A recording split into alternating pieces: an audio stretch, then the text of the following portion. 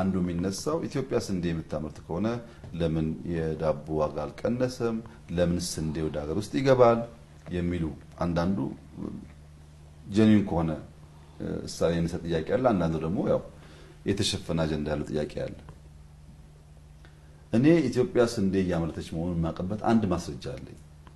እኔ እንደ ሰው ቢሮ በገባው አመት በሁለት አመት 3 አመት ድረስ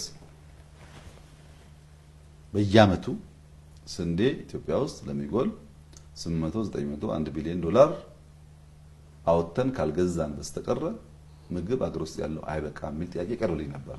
እኔ ግራ ቢያጋባኝም ጉዳዩ እፈርም ነበር ያ ጉዳይ እንዲፈጸም።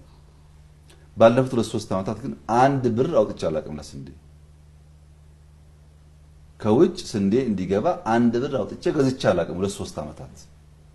ለዚያ ነው ደረቴን ነፍኬ ተመርቷል እምለው። ሄጄ ስለማየው ብቻ አይደለም ገንዘብ ስለማላወጣበት።